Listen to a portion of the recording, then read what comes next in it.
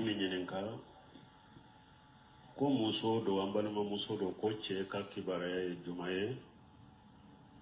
ce mi abe bara yoro dola abe ta tama yoro la te sara o bara yoro yima ate sara ka dembaya la ube chogodi ambella de kanjuma foye bo ante ana ka bara yoro uye bara damina chogomi sarati munombe ana ka bara yoro ce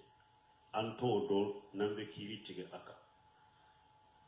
yala ba aka bara yoro ka saratu kono ni tama min nana be se ka tahar ni masaranto do ante se ka kiri tige ka kambe kumo ka folo o kombe ana ka bara yoro de ce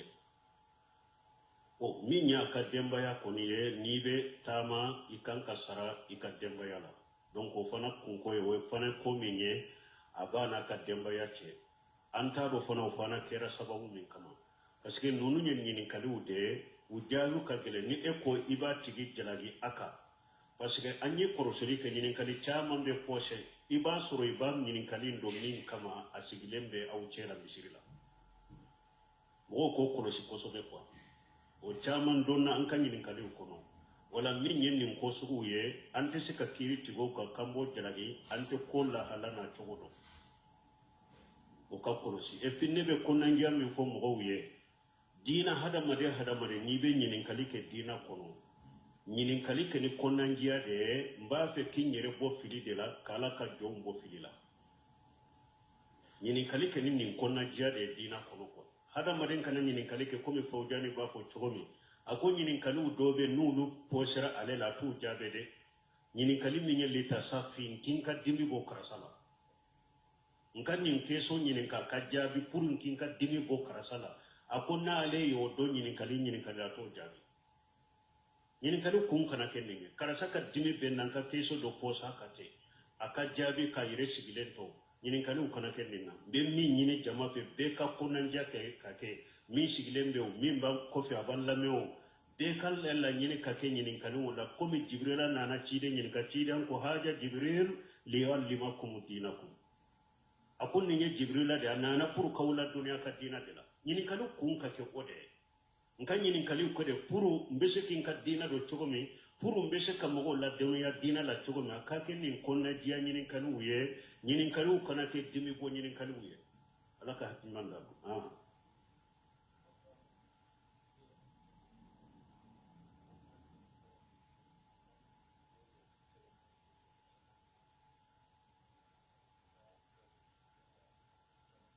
bo ko mami ka kiri be chogodi ko bara abeta ya mamude ke kasallini mo oye ni mfana be fata ga ka tigi nyini ka mo nay beta ya mamude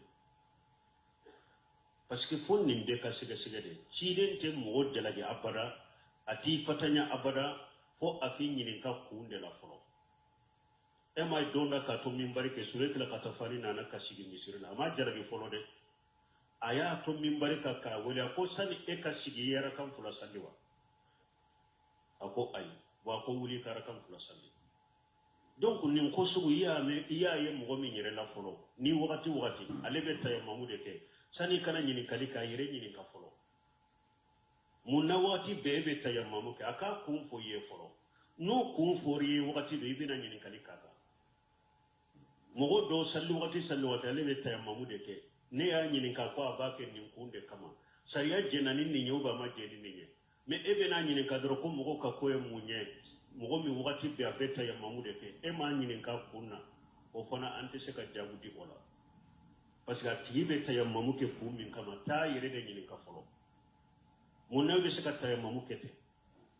parce que adonindo firu law hadisa do qur'ana aya wala adonindo ta ya mamute se ka ke ni ma de se sandila fa illa mu yazid ma fa ta ya mamu shahidan tayba ala ko ni jima soro de tayammamu beke ube bana bi la ite se ka sali jita ribe tayammamu ke ne mo ka tayammamu ke te ku kunta la ka wakati be o tigi nyini ka folo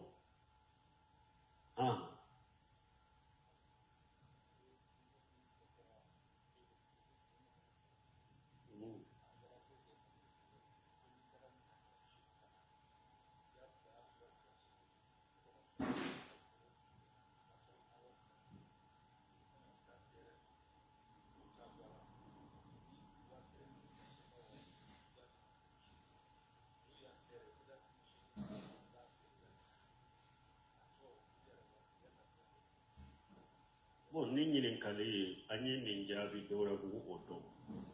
minnu sagira ka fɔ se u y'a lamɛn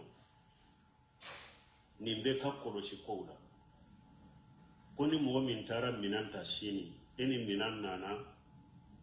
e ye minan ta k'a di mɔgɔ ma mɔgɔ dɔ nana minan ta e bolo a ma wari sara dɛ mais ni minan an goro e bolo 800 de ale bɛ taa n'a ye ka taa feere ka taa ɲina ka kana ni e ka 800 ko o bɛ cogo di an ko min fule nin ɲɛ ko dɔnnibaw ka kuma fila b'a la k'a fɔ ni minan fule ne ta ye nin hakɛ de ye n'i ye min sɔrɔ a kan o y'i ta ye kuma fila b'a la jamhuru fɔlɔ maliki ani abu hanifa ani shafi'i olu ma sɔn nin ma u ko kararu b'a la k'a fɔ ni minan ne ta ye nin ye ni e ye min sɔrɔ a kan jamhuru majahabi wala ni mɔgɔ saba ma sɔn nin feere cogo ma ko parce que a tigi bɛ se ka fɛn sɔrɔ a kan a bɛ se ka kɛ a tɛ fɛn sɔrɔ a kan a bɛ se ka kɛ a bɛ caman sɔrɔ a kan a bɛ se ka kɛ a bɛ dɔgɔmani sɔrɔ a kan jamhuru ma sɔn nin feere cogo ma mais ahmad ibn hanbali ka kuma o dɔw la ale sɔnna nin feere cogo ma k'a fɔ nin filɛ t'a feere ne ta ye nin ye n'i ye min sɔrɔ a kan o y'i ta ye ahmad ibn hanbali sɔnna ma ko a sabatira abdullahi ibn abbas fana sɔnna ma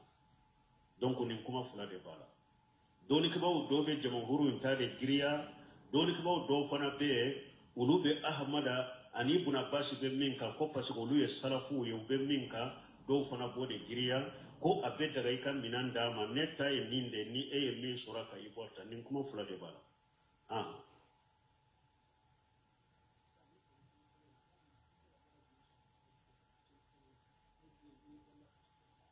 bon nin feere cogo min filɛ nin ye bɔda ye min ye dɔnnibaw ka ɲɔgɔn sɔsɔ tɛ min na minan d'a tigi ma taa karisa taa ni minan feere n'a feere la ne bɛ e sara nin hakɛ la a bɛ bɛn e ka sara la karisa i ka minan min filɛ nin ye ne b'a ta n bɛ taa feere mais ni nin duseni ni nin duseni tan de feere la awa nin hakɛ i b'a di ne ma n ka sara la ni duseni mugan de feere la ni hakɛ i b'a di ma n ka sara la a bɛ bɛn a ka sara la bɛ t'i ka minan feere ye ni minan feere la i b'a ka sara d'a ma nin y'a bɔda ɲuman ye pour i ka bɔ dɔnnibaw ka ɲɔgɔn sɔsɔ la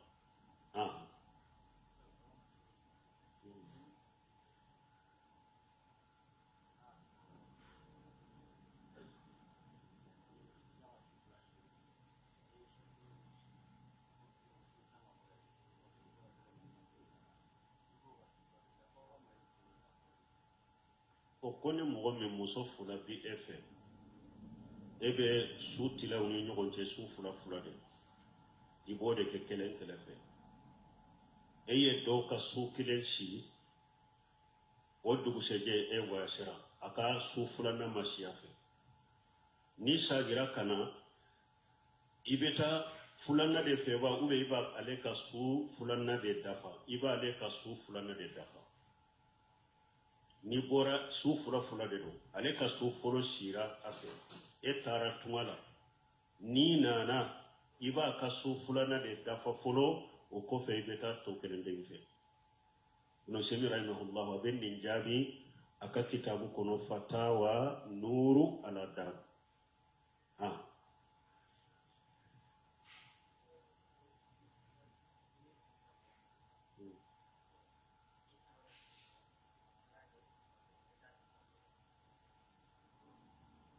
n'i ye juru ta mɔgɔ fɛ a tigi fatura e t'a ka mɔgɔ dɔn i bɛ juru in sara ka taa tɔgɔ la ala b'a lase a ma ni mɔgɔ ka juru b'i la fatura n'i b'a ka tiɲɛ tabagaw dɔn i bɛ taa juru d'a ka tiɲɛ tabagaw dɔn mais ne t'a ka mɔgɔ si dɔn a sara ka taa tɔgɔ la ala b'a lase a ma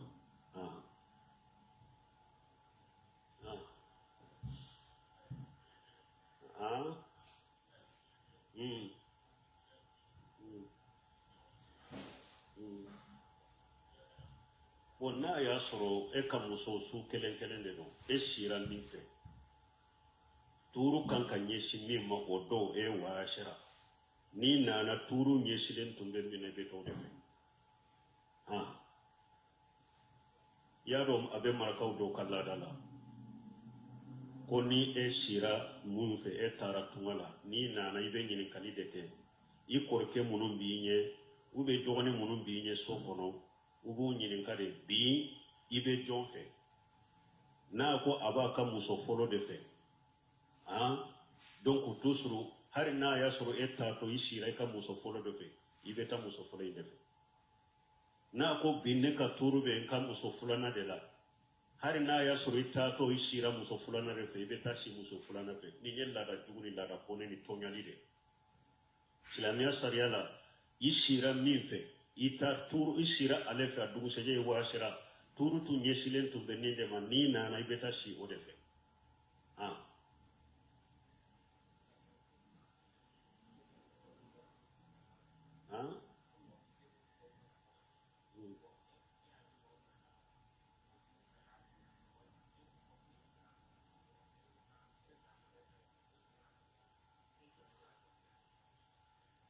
bon comme mo minni e ka dembe mo bolo la mola atigi ba fe kado école la e ba fe kado madrasa la e ka joyro kan ka ke munye la mo fulo ni furu sara demusenu ye fitinu de la mo be abade bolo ba de be demusenu la mo lesiri la ni ba te ba ako ba mana demusenu ma muso la mo be to chore la mais shaw islamu dum teme be qaida do inati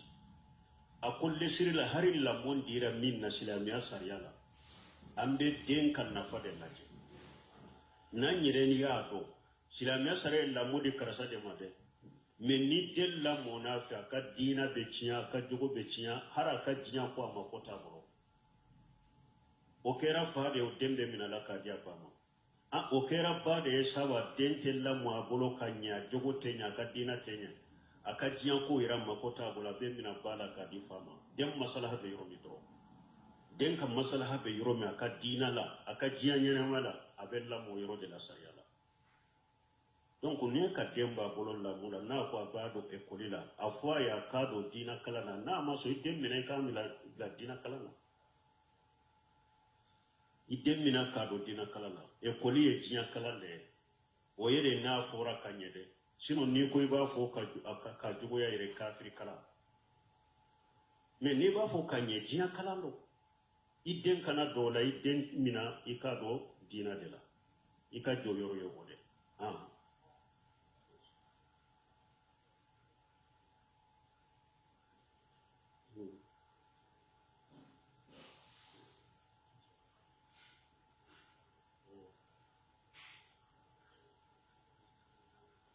donc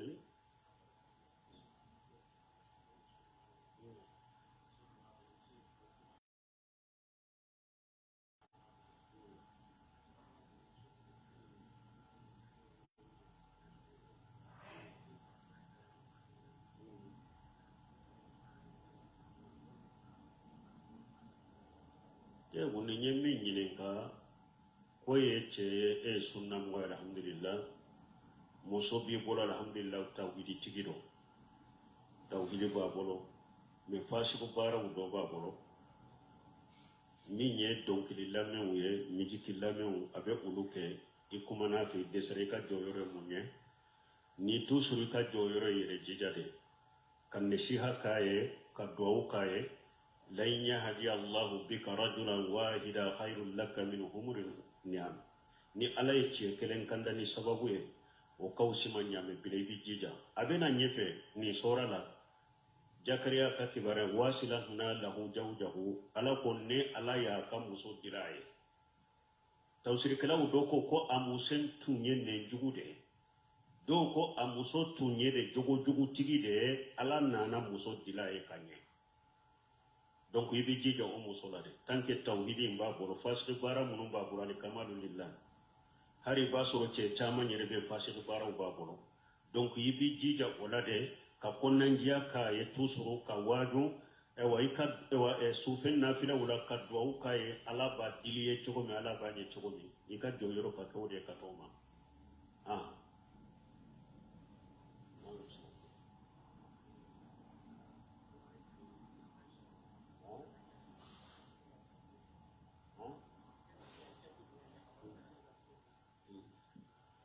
koy kan ka sarati jumanta sarti jumambe no da fare be se ka muso fulata sarati min be tilenya de wa in qiftum allan ta'dilu fawahida ala ko ni ere sirana ko ni ne muso ke fula sabana inte se ka tile uni nyogonje ala ko e ka to kelena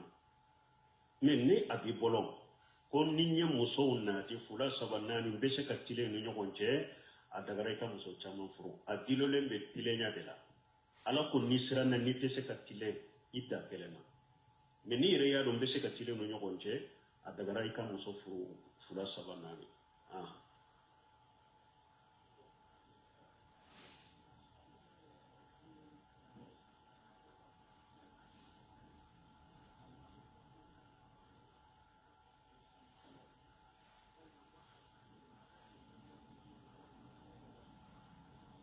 ni nyami nyininka ko muso do a ce fatura me san saba ce fatura san saba ma bwa kalama ale bora kalama san saba ko fede ko ja ce tun fatura be san saba bo ida bala ube ida tala aka nyininka liye ninde ni muso masina ida tala ida ya ta ce fatura do mi dro ida bata odela bilali do ceyi ka bilali fo domi idabata odela o ni ce fatura sa idaye kalo nani ni tiletade mogo e ce fatura muso do ce fatura sani kibariya kashe muso ma kalo kelen temene o ko faturi ni sisan ce kalo kelen aida tora jole kalo sabani tileta nu ko ce fature sisa ani sisan ce kalo fulado ida tora jole kalo fulani tileta nu ko ce fatule ani sisa kalo saba ida tora kalo keleni tileta nu ko ce fatule si ani sisa ce kalo nani dafalenu ida tora tileta ni ko a ce fatule aka kalo nani ni tileta toide fulani ne ida te musola aka ida bana ni kibariya be se manna ya soro ida wakati bana ida tila tuguni na seri makato min tola ibode sidi ni kibariya be shima wakati ma ya soro ewa ida hake bana ida tila ewa bilali kuna bo chogodela ni mogo ya ka muso bila ko karasa ya ka muso bila ka bilali fo anyana ani sisanche ewa kalo kele nyona ambe muso nyine ka kalo kele na ba ka kalo boye ye kalo boye ka temewa kuma infoli ni sisanche nyene kalo boye kele nye atoto rajule kalo bofula me ye ku dati min fo ko yenne bila dati min ni sisanche ne ye kalo bofula yede lada fula yede ikai datura lada kele na ko akai ko yenne bila dati min ni sisanche ne ye kalo bo sabaye lada sabaye idabana bilali ho idabata afora wakati mide faturu de ba idabata che ni mbora wakati mide tro donc ni muso masina masala munu fule nu be to jila nu ka kibariya bina kalo woro do na ka kibariya bina ka musoma sankele idatura danka idda wakati bana wa alaikum salam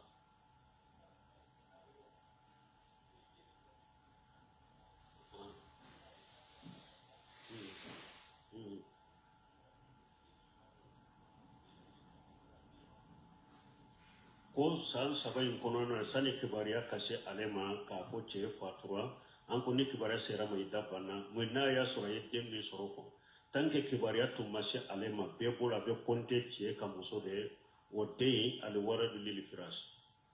abe dambi kata ce de ma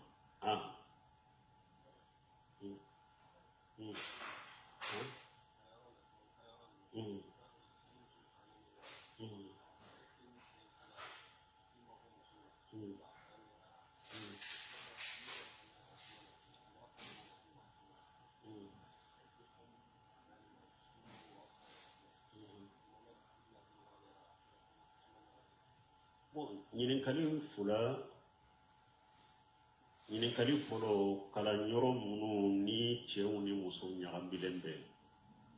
mais e foni bi yere jija kima bo musow la o kalan dagaraba lesiri la foro dina la haramayalen do kala ñoro a kera madrasa ya kera kurana durusiyero ya kera ekoli yo ni cewu ni muso de be nyagandi kala nyoro kele la o kala nyoro kala ya haramu de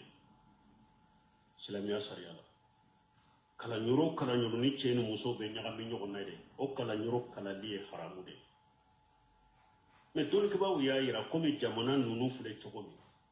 dina matarafalite haqiqala sariyate haqiqala e yere bado akera madrasa ya akera quran dirishiro akera ekole ne haju be kala minna ni karam yoro nyagandile ni makala yende ndese ka kala jamana bebe ni chogodela kala nyoro te kumbe se ka kala ye munu chewu ba dama muso ba dama be nyagambile ndero ni makala ni chogodela kala nyoro were de te mfana fonka ni haju de be ni nankani macheri kala doni ko ko ni nyetta ro ray be se ka kala ye me se ko hakke ki mabo muso ma ino kana lankolo ani kinye jigi kabo muso ma wali muso ma se ko hakke ima bula se ko hakke ni darura de nana kala chogo wore de te bolo ni ninte basi tala be se ka te me i yere bi yere ewa e korosi fattakullah masakatu ala ko isra Allah ya ka se ko tamaira akanyi kan fulana ko ga ko sunna mo ma wa biya ko mi mo ma ko be ni kalila toro propre tigela Muhammad ibn Wahhab jugu de pigale bidiya mo munun karamo jugu munun sorla jinya kono Muhammad ibn Wahhab jora ni tawhidi wala minye ani ciden ka sunna wala minye no bilala kontrola ulu de ye ni jugu ewa ni to ta ko dala puru ka wala li nege bo mo wala ka mo ma bo ala mo kana lamme mo kana kata sirata mo ma foi torama o ma foi torama de figale jugu de be ni fo Muhammad ibn Wahhab puru ka dawa nege bo mo la ma foi torama e ar jamana yere kono wahabiya la gorisi sugu be fora ye duman toro dongo do be fora wahabiya kare soni tile wahabiya la gosi be ni jamana kono me dongo do be fora wahabiya kare utu yere la feba o togo jugu chama ne dara chiden ko iye donkili danna de iye korona filina de iye mo kortele de iye mo dabalile de ko nimbe fora chiden nimbe fora chiden pour ba togo chiya ka dawa chiya to me yesira soro masira soro mamur bu wa fana ta kira wuce de la galon chama ne dara la ka togo jugu chama ta ku dara la pour ka dawa ne ge bo mo la ma foi torama foi o ma torama me jamana in ta ko ne kuma wakati ta gonde la ko fo ko an fil afrique ko ni ta nunu nana tibabu de nana ku luka kun ko sindo nyagambi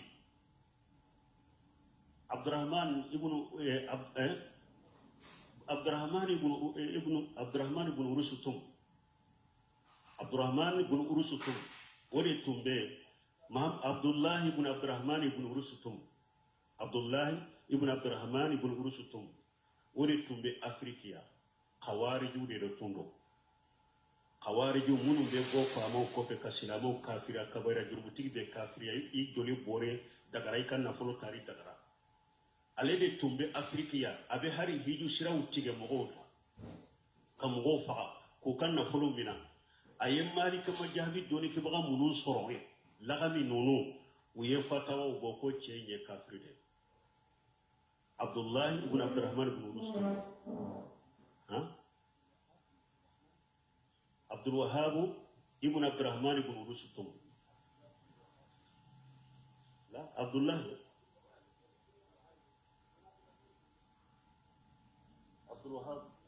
Abdul Wahhab ibn Abdurrahman ibn Rustum lagami nunu nye fatawa boko kafiri de do akan ka faga abe mo jodi bo khawariju de do o be kitabu kono nasaraw nale nu bena Egypte kana Afrique kono le ya damina Egypte uni doni ke baga kemere ani binani ne hakke do re nana tu nya sebe doni ke baga kemene binani do baka uno de nana Egypte kulu do makitaba wala ko kitabu ne aqida nyuman de bala sunna nyuman de bala Muhammad dina nyuman de bala kudu tomo ko bo kitabu chela uyu tomo ko bo kitabu chela faransi no ngulu tara kitabu munu nye fino hu ya ni qurafatu ni mori kana kitabu nunu uye ulu to anka mo goro Muhammad ibn Wahhab Muhammadu ibn Abdul Wahhab ode tauhidi dawa nyemai ode sunna dawa do senga le to Muhammadu ibn Abdul Wahhab ninye Abdul Wahhab ibn Abdurrahman ibn Rustum ute togo kelengere mana nin ceni nin Malik majabi mo ye fatawa kaka ne aka juguya o ni Muhammadu ibn Wahhab de be afa de be togo kelenga sino ba fo min ma wahabiya min nana ka sunna mujaddidu dine ka dina kura ya o ye Muhammadu de afa de togo Abdul Wahhab donc nin ce min tumbe cinyani la Afrique o ye Abdul Wahhab ale togo ani nin fa togo de benna o yu trompe ka o kitabu min ni Maliki gan kawye nin ce khawariju lagoshi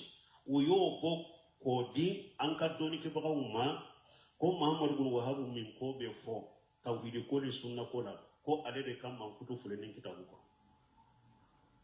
man kutu jugu donc an ka karamugo firi karamugo kitabu de bu bolosa o ba ko wahabiya bete de ay an kan ko kam mishiru ci de ube mogo be kafiriya de kafiru de do o ye lagami nonu ka fatawa nonu de taku bila Muhammad ibn Wahhab ka tibabu de nodo pour Afrique kana Muhammad ibn Wahhab ka dawa iso parce que français do ya dila nyo o befo ya ka ko français do de la ka liburu dila akom Muhammadu dina nyire dawa minna kasro dina minna kasro dinya kona ko ye Muhammad ibn Wahhab tumbe minka français do de o liburu dila akum Muhammadu dina a haqiqa yere min ye Muhammadu ibn Wahhab tumbe minka donc français de nana ko tuno africain na ka kitabu do ko ne ya ye firin karamo do boro yere don do la ko ne ma baw be che ko te min do yere ko Muhammadu Wahhab tunye kafir don ko ay kitabu be aw de boro kitabu min ya te nya do ala ko to ko laje ni nye Muhammadu ibn Abdul Wahhab hijira bakele ani keme ani tani duru Muhammadu ibn Wahhab wolola nko Abdul Wahhab ibn Rustum o yede hijira san keme fulana bode kono difference juma be nonu nyogonje hijira san keme fulana de nyana mo ya ode kono kata san keme fulana karani sani Abdul Wahhab ibn Rustum nyana mo ya ode kono Muhammadu ibn Wahhab o ye fo ewa karani tani fulana karani keleme munu nyogonje bakele nyogona besero mogo munu nyogonje ko de do na kola komi atenya do ala Muhammadu ibn Wahhab de mujaddidu din nimba ka kitabu kono ya ani Muhammadu ibn Wahhab te wakati kele ute aqida kele ute tabulo kele ni nye khawarij al ibadiyya khawarij de do Abdul Wahhab ibn Rustum Muhammadu ibn Wahhab ahli sunna wal jamaa min ahli sunna wal jamaa nkute aqida kele ute togo kele ute wakati kele yerela bakele nyogona besoro ni nyogonje nko ewa Saudi karamo do de ni mbange Morocco ya kitabu be ndella kafo tasihihu qata at-tarighi